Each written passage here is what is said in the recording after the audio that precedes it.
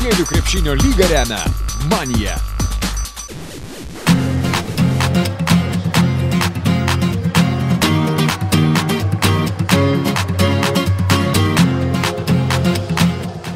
Arvydo Sabonio krepšinio mokykla ir Šarūno Marčiulionio krepšinio akademija dar kartą įrodė, kad yra geriausios jaunųjų talentų kalvės visoje šalyje.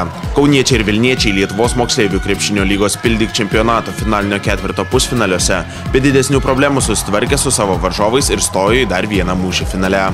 Arvydo Sabonio KM Ūkio banko krepšininkai, kurios treniruoja Lietuvos jaunučių rinktinės vyriausiasis treneris Arūnas Visockas, tik po atkaklios kovos 73-68 palaužė Rolando Peniko vadovaujamą Šarūno Marčiulionio krepšinio akademijos pirmąją Šuko komandą ir laimėjo viso sezono dviejų stipriausių Pildyk čempionato komandų karą.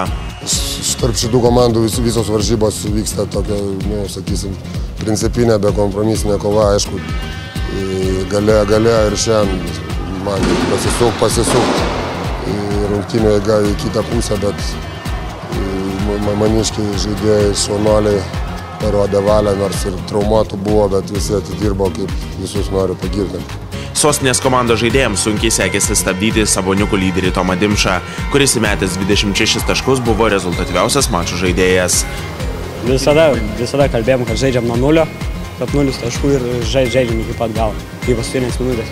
Nes pernais buvo -20, po 3 kelnių Marčiulionio -20 ir mes taip pralošėm. Šiandien stengiamės žaisti geriau, kad nebūtų taip. Pralaimėjusiems Augustinas Jankaitis ir Denisas Krestininas surinko po 19 taškų.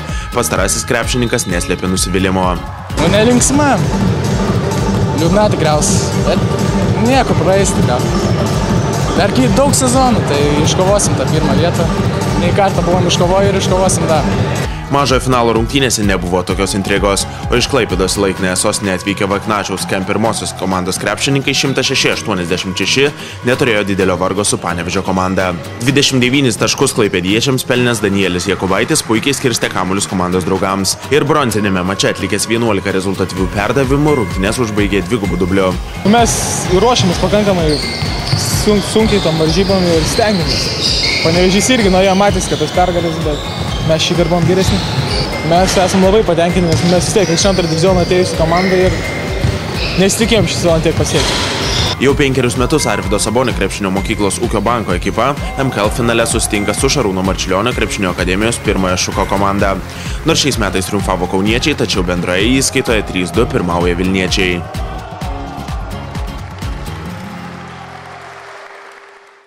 Lietuvos moksleivių krepšinio lygą remia Karūna. Tave palaiko Pildyk.